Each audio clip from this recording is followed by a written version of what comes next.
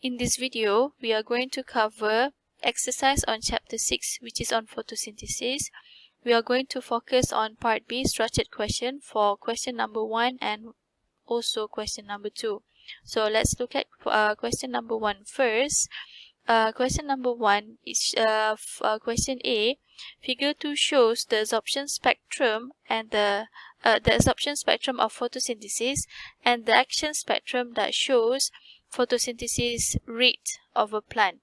So if you look at this question, for figure 2, it gives you two graphs. Okay, two graphs. Basically, for the first graph here, okay, the first graph, it shows you absorption spectrum. Okay, and the second graph here is it shows you action spectrum. So basically, what is the difference, or what is absorption spectrum and what is action spectrum?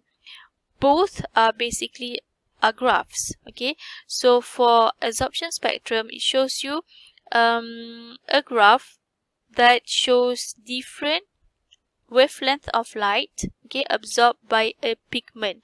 So in this case, in this diagram of absorption spectrum, it shows you the absorption of wavelength of light for pigment, chlorophyll A, chlorophyll A, okay, chlorophyll A, chlorophyll B, and also carotenoids. Okay, so it shows you the how much each pigment absorb light, okay, at different wavelength of light. And then for the second graph, which is action spectrum, it shows you the effectiveness of photosynthesis at different wavelength of light. So basically, to get to plot, okay, action spectrum, it shows you the absorption spectrum of all pigments that are present in that plant, okay, which wavelength of light is most effective for the plant to carry out photosynthesis. Okay, so if we look at the first question, okay, it asks you which wavelength of visible light are most effective for photosynthesis. Okay, so in these two graphs, you have to know that the plant will absorb visible light, okay, or visible light. So visible light or white light consists of 7 different colors of wavelength. Okay, 7 different wavelength of light, which is near the 400 nanometer. Okay, you have the color violet, and then indigo, blue, green, yellow, orange, and red. Okay, red, the wavelength of light for red light is 700 nanometer. Okay, so violet will have the smallest wavelength of light, whereas red will have the largest wavelength of light, which is near to 700 nanometer. Okay, so the question asks you which wavelength of visible light are most effective. How do you know that the wavelength is most effective? It shows you a peak, okay, in the absorption of the wavelength. So if you look at this diagram, okay, both diagram basically, it shows you that the wavelength of area 400 to 500, okay, which is in the range of violet to blue, okay, violet to blue, okay, violet, indigo, and blue, okay, violet, blue, and also red light is the most, okay, the most effective to carry out photosynthesis. So the answer will be, you can the question is 2 mark, okay, so you can give the wavelength of light, or just state the color of the light. Okay, so for example, you can write, okay, if you analyze the graph, the most effective wavelength of light is around 400, okay, 420, okay, 420 to 492, around 500. It is also accepted if you write 400 to 500 nanometer based on this diagram. Okay, so that or you can also write violet blue region.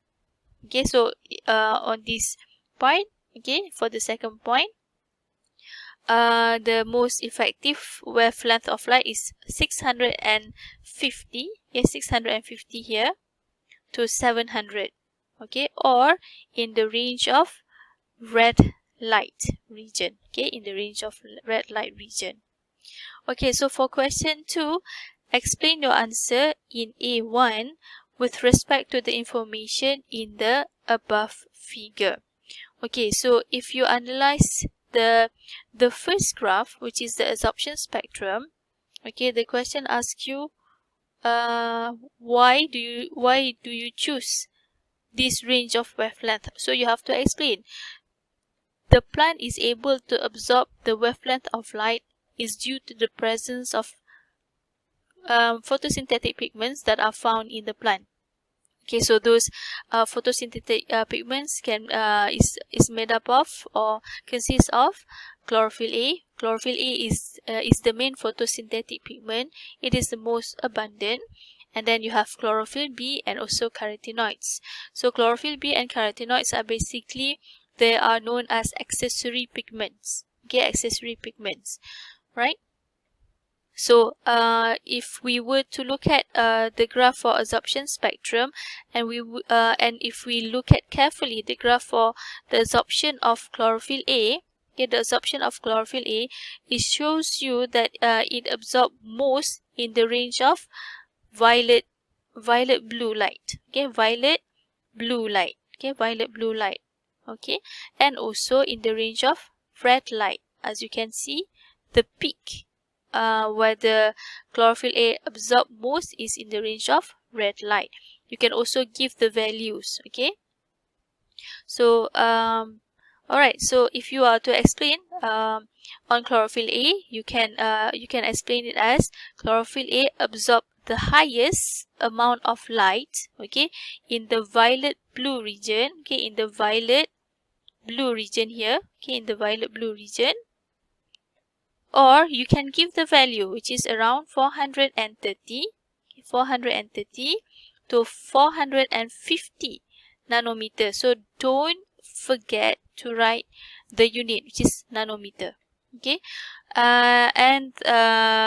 the chlorophyll A also absorb the highest amount of light in the range of red light region, or you can give the value, which is around 670 to 690. Okay, so 670 here to 690.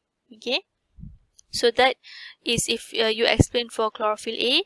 You could also explain for chlorophyll B, as the mark is 2 mark. Okay, so you have to explain for each pigment. Okay, so if you are explaining on chlorophyll B, so you can analyze the graph. Okay, so for chlorophyll B, it absorb highest amount of light in the range of violet blue. So if you look at the graph for chlorophyll B, is this dotted line here.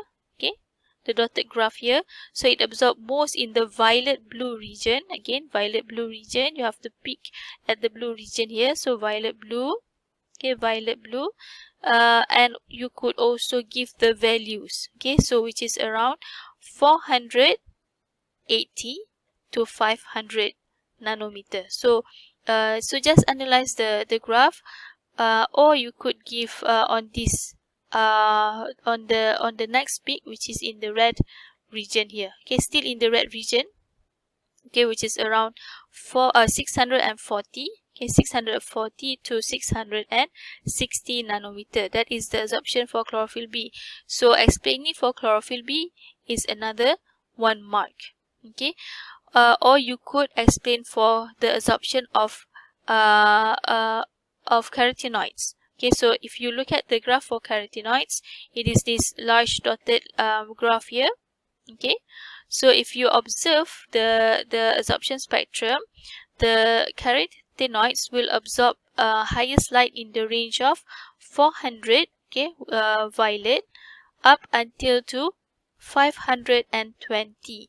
So 520 is just exceed the green light. Okay, so it means that for carotenoid, it is able to absorb from violet, indigo, blue and green. Okay, and for carotenoid, it reflects the color yellow, orange and red. So that's why if you look at plants that are orange in color, such as for example carrots, okay, they have the hues of orange, okay, orange color, due to the presence of these pigment carotenoids, and the pigment will reflect, okay, the yellow, orange and red color. So the color that the wavelength that is not it is not absorbed, it is reflected. Okay, it is reflected. So that's why, as I said before, for plants, the most abundant chlorophyll is chlorophyll A, okay, which are found in the leaves of plant. So that's why you see plant is they are green in color, because for chlorophyll A, it does not absorb, okay, the green color. As you can see, the graph drops. Okay, the graph drops when it reaches the green region here, okay, which is that exceeds 500 nanometer region. So so chlorophyll A will not absorb the green color, but the green color will be reflected and transmitted. So that's why you see leaf as green in color. Okay, so so 2 marks. Okay, so you can explain for the absorption of chlorophyll A, chlorophyll B and also carotenoids. Okay, 1 mark each. Or you could explain the highest photosynthetic rate is around 400 to 500 by looking at this action spectrum graph. Okay, action spectrum graph, you can see that the highest, okay, the highest amount of light absorbed is in the range of 400 to 500 nanometer, which is in the range of violet blue, okay, or in the range of red light. Okay, red light, okay, which is 650 to 700 nanometer. All right, or you could just summarize for the whole pigment. Okay, you can say for chlorophyll A, B and carotenoids, they absorb light highest, okay, at 400 to 500 nanometer. So because you have mentioned all the pigments and you mentioned the range of light it absorbed the highest, okay, you get straight away 2 mark. 1 mark for mentioning the pigments, and the second mark for mentioning the wavelength of light absorbed, okay, by these pigments. Okay, so for question B, figure 3 shows 2 different stages of photosynthesis. So this is figure 3. So the first diagram here, it shows you basically the first stage of photosynthesis, which is light reaction. Okay, so the second phase of photosynthesis is the Calvin cycle, or known as the dark reaction. Okay, so the light reaction, basically it takes place in the thylakoid membranes, because in the thylakoid membranes it is where all the photosynthetic pigments are embedded. Okay, it is where the photosystem are embedded, and also the where the electron carriers are embedded.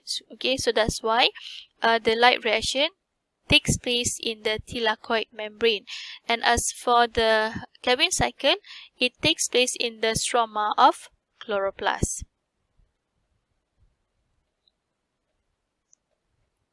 Okay, so for question number 1, discuss the significance of water molecule in the light reaction stage.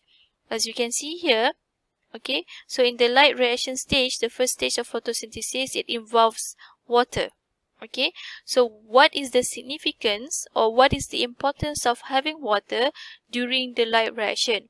Basically, okay, so this question is worth 3 marks. Okay, so for the first mark, if you mention water is involved in photolysis, okay, photolysis of water, or for the same point, if you mention water is split in the presence of light, okay, light and also enzyme.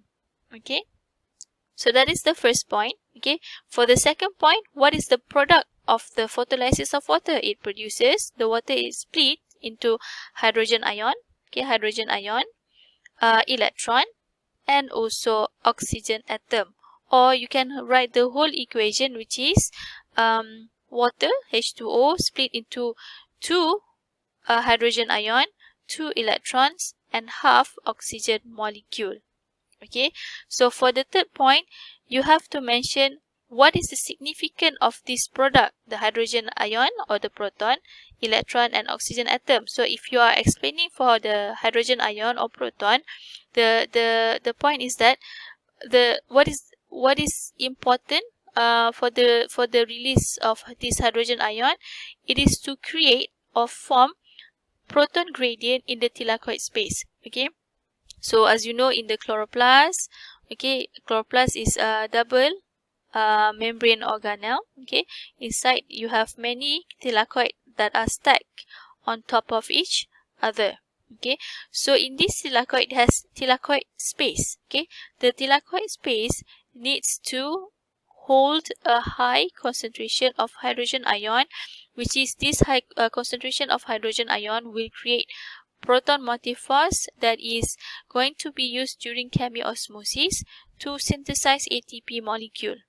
Okay, so that is the use of producing hydrogen ion, so that it creates a high concentration of hydrogen ion inside the thylakoid space, or to create proton gradient inside of the thylakoid space. This for if you are explaining on the electron, basically the release of electron from the photolysis of water is so that it can reduce, okay, P680 plus, which is a special pair of chlorophyll A that is located in the reaction center of photosystem 2. Okay, photosystem 2. So photosystem 2 has in the reaction center P680. Okay, so when P680 releases its electron, it become oxidized. Okay, so from P680, it become P680. It is lacking an electron because electron has been released. So now you have to replace the electron released from the P680. So in order to replace the electron will come from photolysis of water. So when P680 plus receive the electron, it means that the P680 plus now has been reduced to form back P680. Okay, reduced means that the molecule P680 plus receives the electron. Okay, so if you are explaining on the use of the oxygen atom, so basically the oxygen atom will combine with another oxygen atom from another photolysis of water, and combine to form oxygen molecule, which is released as byproduct of photosynthesis. So for 3 marks, okay, you could for the third mark, if it is accepted if you explain just for hydrogen ion or electron or oxygen molecule. Okay, so question number 2, state the location of the dark reaction. So dark reaction is also known as the Calvin cycle. It occurs in the stroma of chloroplast. Okay, so question number 3, explain the rearrangement of carbon dioxide acceptor in the dark reaction.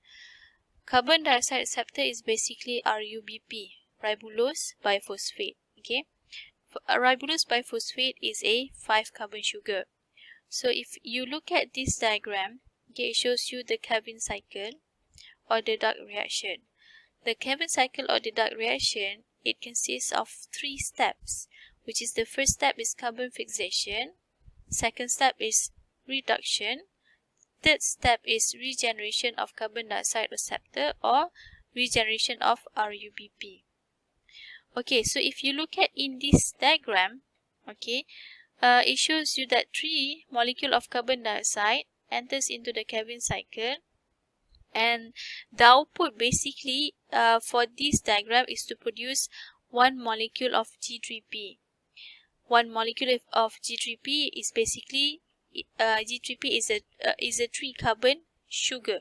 Okay, so in order to produce a 3-carbon sugar or G3P, the cycle requires 3 molecule of carbon dioxide. Okay, so to in order for one molecule of G3P to exit the cycle, okay, so the carbon fixation has to undergo the process of carbon fixation first and then reduction. So the whole process basically from carbon fixation and reduction will produce, okay, 6 molecule of G3P. Okay, 6 molecule of G3P.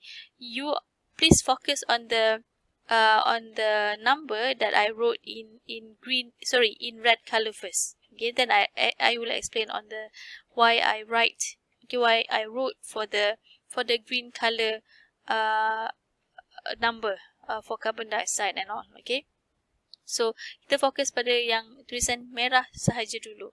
Okay, so untuk menghasilkan 6 molekul G3P, okay, 6 molekul G3P, asalnya kena 3 molekul carbon dioxide yang masuk, and then dia akan bergabung dengan 3 molekul RUBP. Okay, RUBP is a 5 carbon sugar. So bila 3 carbon dioxide bergabung dengan 3 RUBP dalam stage carbon fixation, dia akan menghasilkan 3 molekul 6 carbon compound yang tak stabil. Okay, so bila dia menghasilkan 3 molekul 6 carbon compound yang tak stabil, okay, so dia molekul 6 carbon compound ni dia akan split jadi 2, dia akan split 2 untuk menghasilkan 6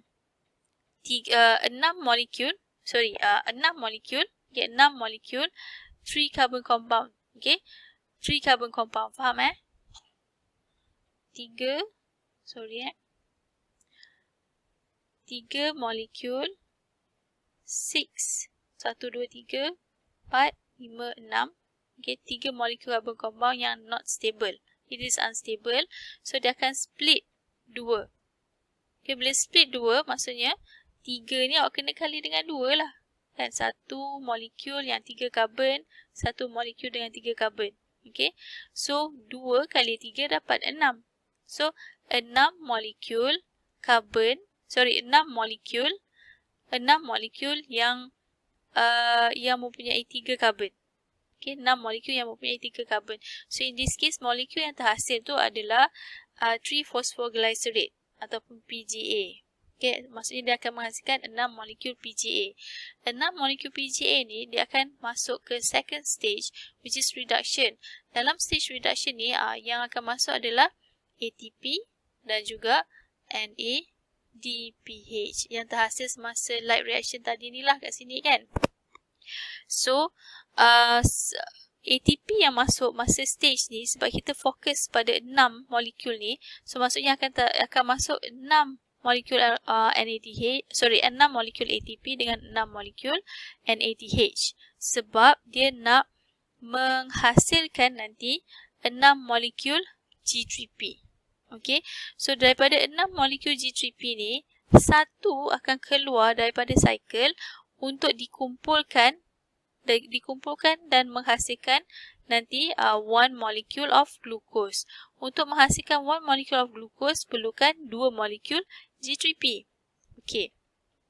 Sebab satu daripada 6 molekul G3P keluar, so yang akan masuk kepada third stage ni adalah 5 molekul G3P. Okey. 6 tolak 1, so yang akan masuk 5 molekul G3P kepada step yang ketiga. So semasa step yang ketiga, tengok nama dia regeneration of the RUBP. So maksudnya 5 molekul G3P yang masuk step yang ketiga ni akan mengalami rearrangement. Okay, rearrangement. Dia akan rearrange balik molekul tu untuk menghasilkan semula 3 molekul RUBP untuk cycle tu berulang semula. Kalau dalam nota, kan, instead of 3 carbon dioxide masuk dalam Calvin cycle, if you refer to your notes, dia bagi 6 carbon dioxide terus. Kenapa dia masukkan 6 carbon dioxide terus? Sebab nak mudahkan pengiraan sebenarnya. Kalau faham dia nak mudahkan pengiraan. So kalau 6 carbon dioxide yang masuk dalam Calvin cycle, maksudnya output dia nanti dia nak keluarkan 2 molekul G3P. Okay, G3P awak tahu dia adalah 3 carbon compound. Okay, so bila 3 carbon compound ada 2 molekul, so maksudnya berapa jumlah carbon? 6. Mana nak dapat 6 carbon ni? Daripada 6 carbon yang masuk daripada 6 molekul carbon dioxide yang masuk dalam Kelvin cycle tu. Okay, so semua yang saya merahkan tadi tu, kan, yang mana yang 6, awak kalikanlah dengan 2. Kan, kalikan dengan 2 untuk memahamkan kenapa nota awak tu menggunakan 6 molekul of carbon dioxide untuk mengeluarkan 2 G3P untuk menghasilkan terus 1 molecule of glucose. Okay, so semua ni, semua intermediate product, kan, semua ATP dan NADPH yang digunakan awak kena kalikan dengan 2. Dengan semasa proses regeneration of RUBP ni, dia menggunakan, kalau kita fokus pada 3 molekul carbon dioxide, maksudnya dia akan menggunakan 3 molekul of ATP. Okay, so kalau nak menghasilkan 2 molekul G3P, awak just kalikan dengan 2 lah. Faham tak, Mas? Faham? Okay, so 2 kali dengan 3, maksudnya dia akan menggunakan 6 ATP semasa regeneration of RUBP untuk menghasilkan 2 molecule of G3P in the production of 1 molecule of glucose. Okay, so back to the question. Okay, ini kita fokus kepada soalan dalam latihan ni yang dia menggunakan 3 carbon dioxide. Okay, so ignore yang 6 unless soalan tu tanya 6 carbon dioxide yang masuk.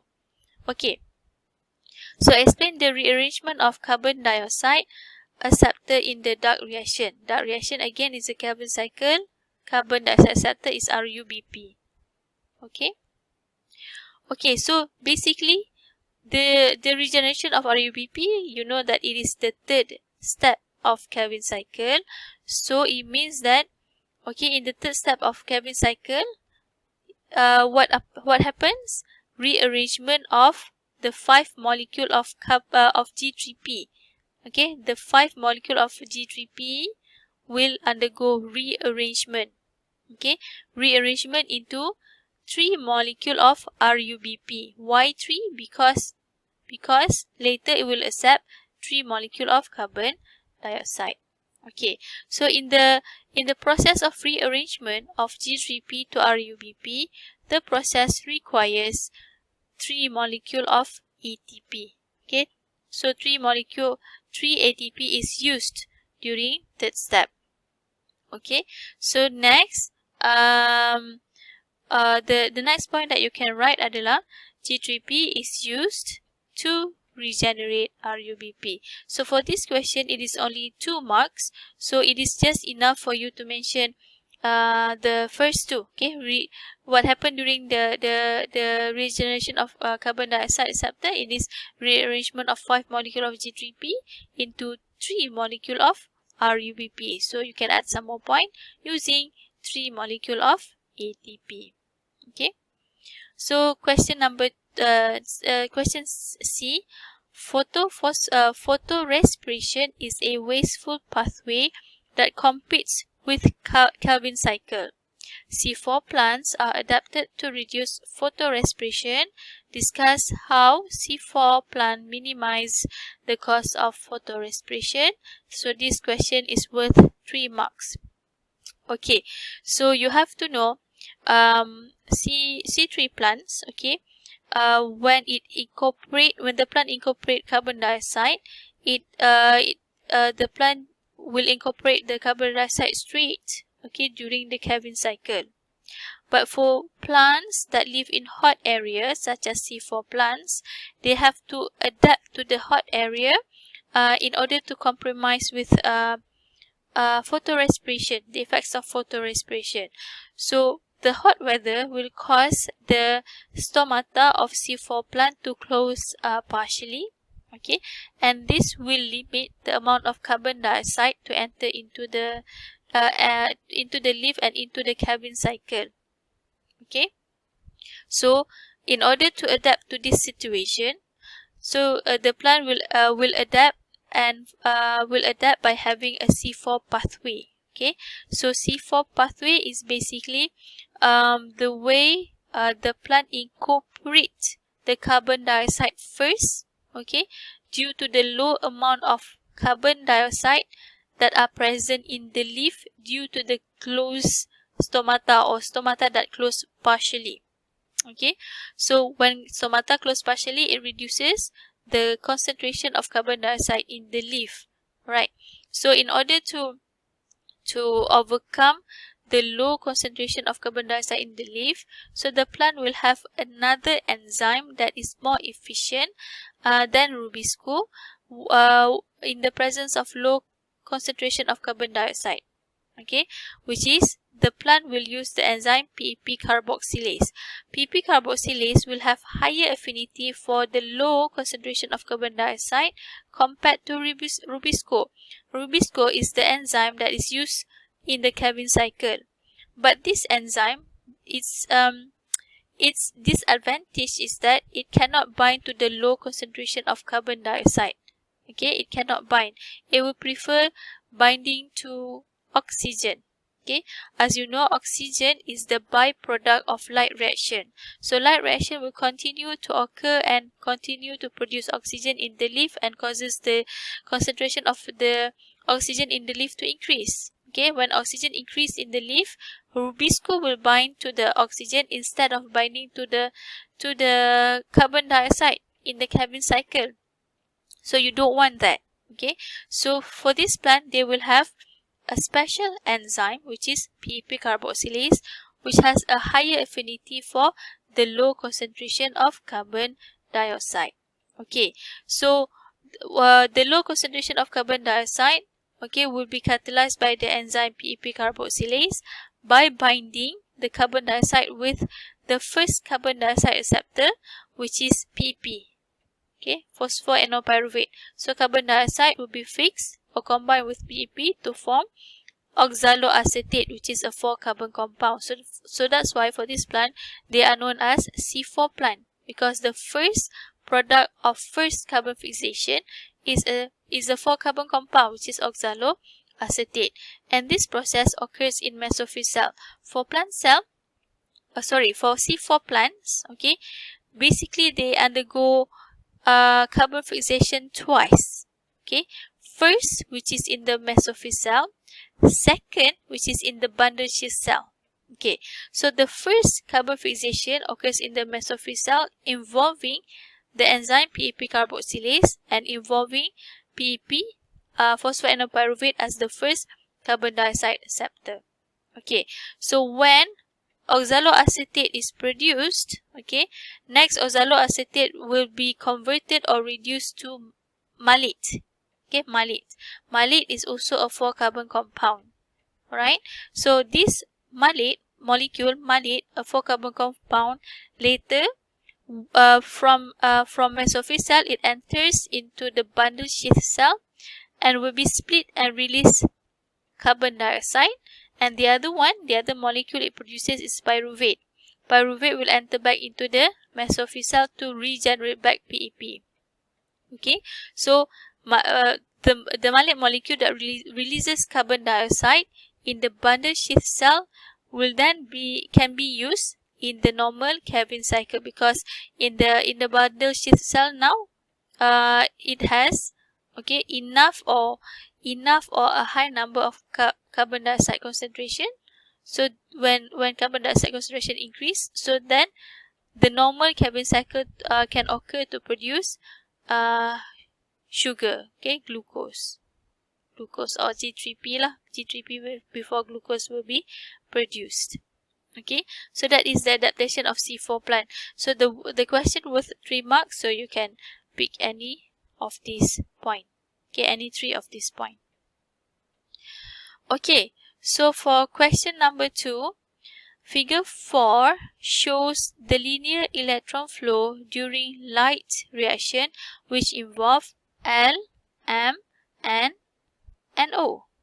Okay, so if you look at this diagram, basically the first photosystem here, okay, is photosystem 2, and the second photosystem here is photosystem 1.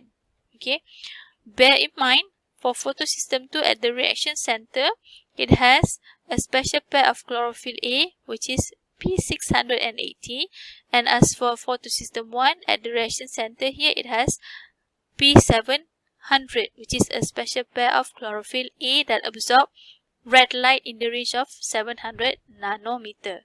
This one, the chlorophyll absorb red light in the range of 680 nanometer. Okay, so let's label all these letters. Okay, so L is basically water molecule. Okay, water molecule will undergo photolysis. Okay, so the pigment will absorb photon, light energy, and the energy will be used to split water molecule. Okay, so when water molecule is split, it produces hydrogen ions, electrons, and also oxygen atom that combines with another oxygen atom to release oxygen molecule, the byproduct of photosynthesis. Okay, so the electron will be accepted by the reduced form of P680. P680 plus. Okay, so P6. Kenapa dua elektron kat sini? Sebab tadi saya cakap a special pair. Maksudnya ada dua P680 kat sini.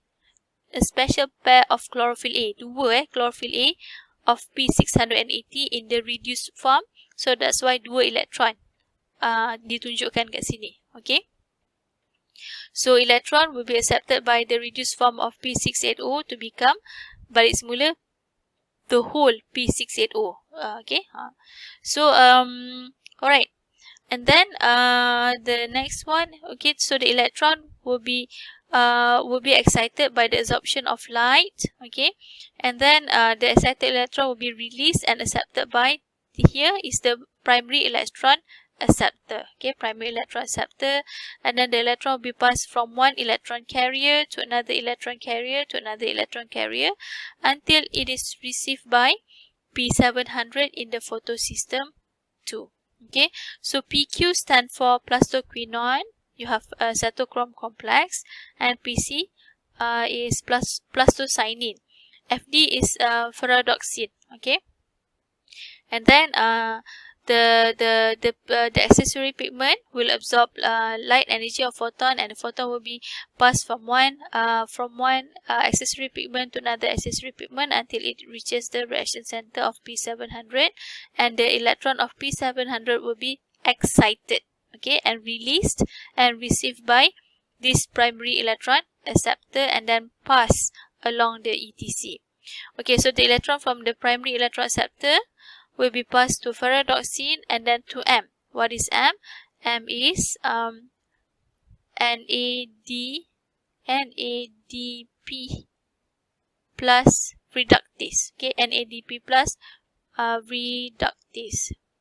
Okay, so the electron will be accepted by NADP plus reductase and then transferred to O. O is NADP plus. Okay, so the electron will be accepted by NADP plus to form NADPH. Okay, NADPH. Okay, so N is P700 basically. Okay, so name one accessory pigment in the photosystem. Okay, one accessory pigment in the photosystem, it can either be chlorophyll A, carotenoids, or you can also write xanthophyll. Okay, those are accessory pigments that are present in this complex. Okay.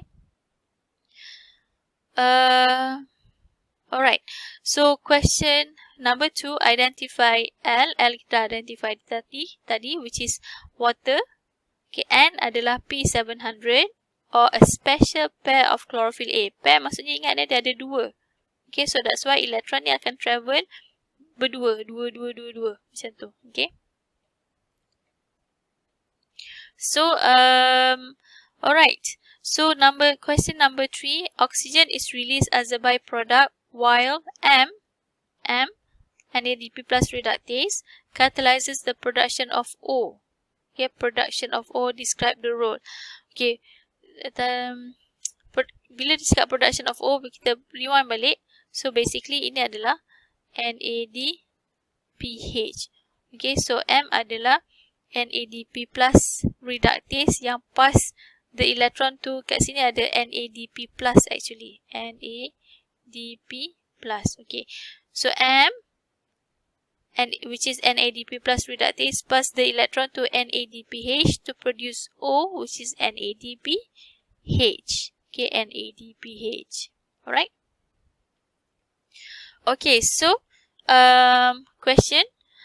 Oxygen is released oxygen is released as a byproduct while M catalyzes the production of O. Describe the role of M.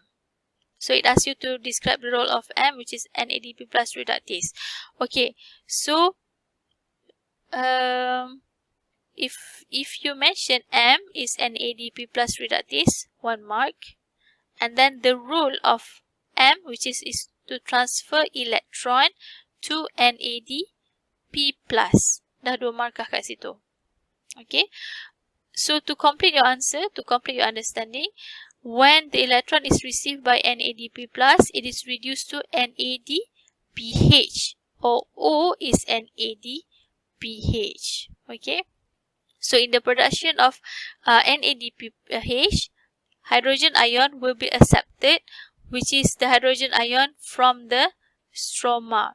Okay, so the process will remove hydrogen ion from the stroma. The purpose is so that, one of the purpose, okay, removing hydrogen ion from the stroma is to make sure in the stroma it has, okay, low concentration of hydrogen ion. You want, okay, a low concentration of hydrogen ion in the stroma compared to the in the thylakoid membrane.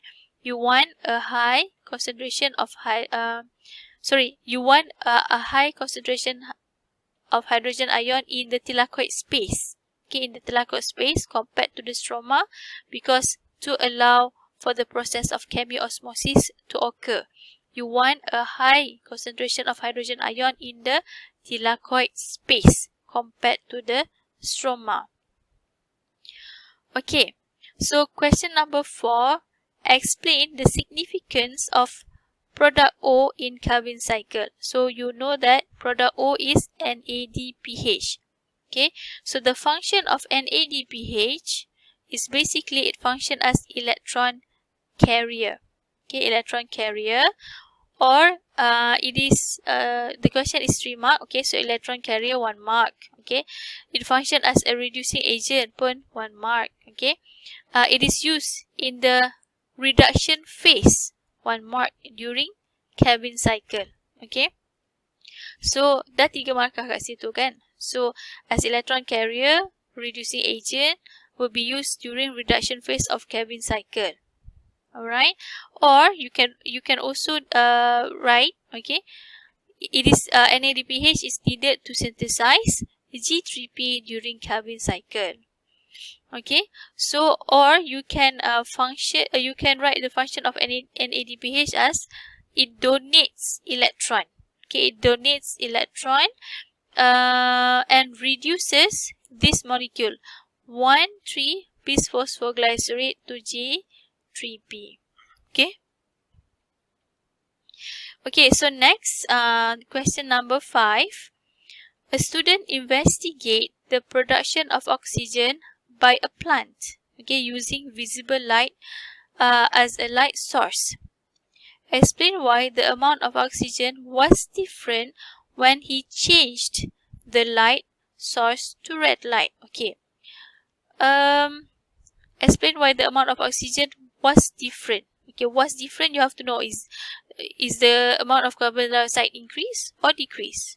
Sorry, is the amount of oxygen increase or decrease? Okay, in order to understand whether the amount of oxygen released increase or decrease, you have to understand the concept of light spectrum tadi. Okay, so visible light is basically the range of light, okay, that will be used by plant to carry out photosynthesis. The range of light yang tadilah range daripada violet up until red. Okay, itu adalah sumber cahaya yang tumbuhan akan guna untuk melakukan photosynthesis. Okay, so bila visible light ni terdiri daripada all the 7 colours of the rainbow. Okay, maksudnya lebih banyak tenaga boleh menjadi sumber tenaga yang plant tu guna untuk melakukan fotosintesis. Okay, so dia ada daripada violet, okay, indigo, blue, green by the carotenoids, okay, and red, yellow and orange also. Okay, so bila ada 7 sumber tenaga light energy ni, okay, light energy, maksudnya lebih banyak tenaga cahaya boleh diabsorb by the pigment untuk melakukan fotosintesis. Tetapi dalam eksperimen ni, orang tu dia tukar daripada visible light, dia tukar kepada red light. It changes to red light. So red light, as you know, the range of red light is only around 650 to 700. Okay, so this is the only source of light energy used for the plant to carry out photosynthesis. So the amount of oxygen produced will be low sebab dah sumber cahaya tu dah menjadi lebih sikit. Dia punya spektrum dia menjadi lebih kecil, kan? So the effects of changing visible light to red light is that it reduces the rate of photosynthesis, thus it reduces the amount of oxygen released or produced. Okay, so this question is worth 2 marks. So it means that you can include in your answer such as much less energy from the red light. Okay, so the red light will provide less energy basically. So when the red light provide less energy, so therefore it shows lower rate of photosynthesis. So when you have a lower rate of photosynthesis, so therefore production of oxygen release will be reduced. Okay, so dah 2 lah markah. Or you can add some more into your answer. Chlorophyll B absorb less red light. Okay, chlorophyll B absorb less red light. If you refer back to this diagram, kan? So compared to chlorophyll A, chlorophyll B will absorb less red light. Okay, so maksudnya lebih sikit sumber cahaya boleh digunakan semasa photosynthesis. Okay, or carotenoid does not absorb red light at all. Again, if we refer back to this graph, kan, so carotenoids hanya akan absorb daripada violet sampai green saja. Bila dia masuk ke yellow, orange and red light, the carotenoid will not absorb any of the red light. Okay, so basically when you change visible light to red light, it reduces the rate of photosynthesis because you have less amount of light energy that can be used during photosynthesis. Okay, so okay, the next question.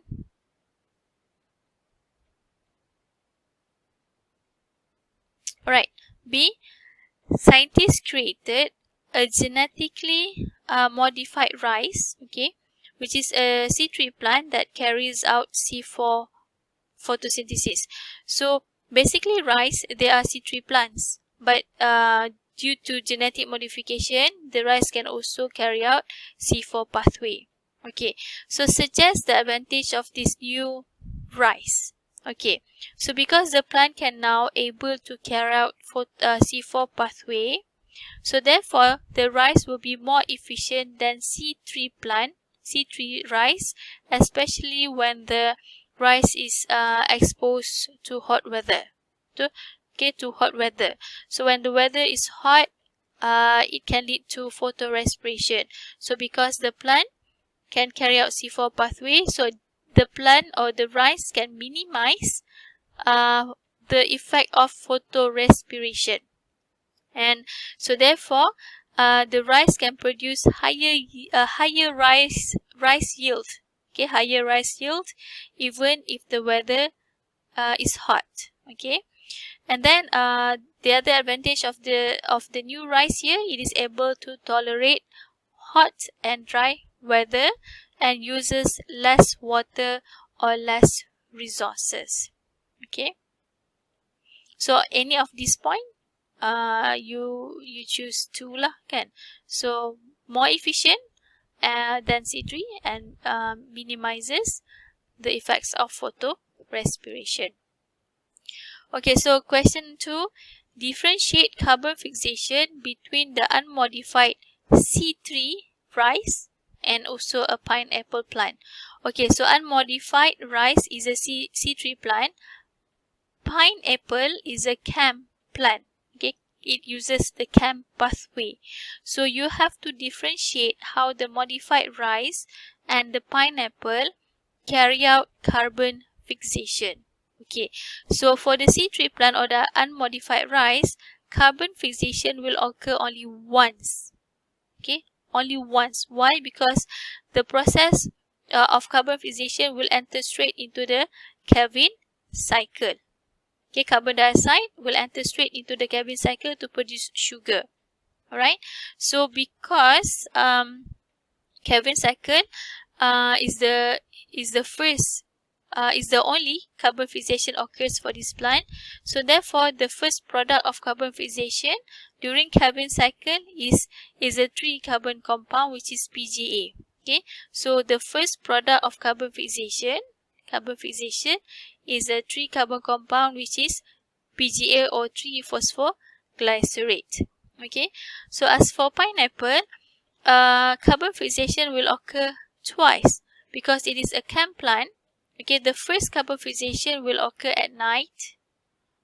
Okay, and the second carbon fixation will occur during daytime. Okay, so during the night time, why the first carbon fixation occurs at night time? Because stomata opens during night time, because the night time is much more cooler compared to during daytime. Okay, during daytime it is hotter, so the stomata close and carbon dioxide cannot enter into the leaf.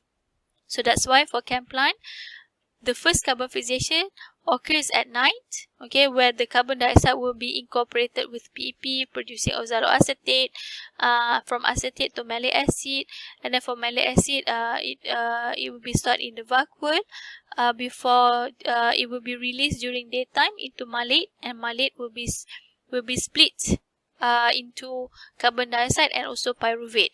So the carbon dioxide produced during the daytime, okay, will enter into the normal Kelvin cycle during daytime that produces sugar through the process of Kelvin cycle.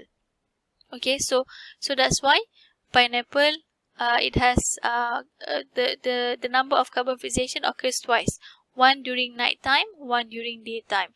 One using PEP, the second during Kelvin cycle using RuBP. One using the enzyme PEP carboxylase. This one, it uses the enzyme Rubisco during Kelvin cycle. Okay, so we are still focusing on carbon fixation. So the product of the first carbon fixation combine carbon dioxide with PEP here, it produces a 4-carbon compound, which is oxaloacetate. Okay, so that's the difference between these two type of plant, C3 and also CAM. Okay, penting juga untuk awak tahu perbezaan antara C3 dengan C4 kan, ataupun C4 dengan CAM. So tengok balik apa perbezaan antara C4 dengan CAM kan. So CAM, kedua-dua carbon fixation ni berlaku dalam sejenis sel saja, mesofil. Tapi untuk C4 dia melibatkan 2 sel yang berbeza, which is mesofil cell yang mana tempat untuk first carbon fixation, and bundle sheath cell untuk second carbon fixation, which is dekat dalam bundle sheath cell ni lah yang berlakunya Kelvin cycle untuk menghasilkan G3P yang digunakan untuk menghasilkan gula, sugar. Okay, so we stop here first for question 1 and question 2. Okay.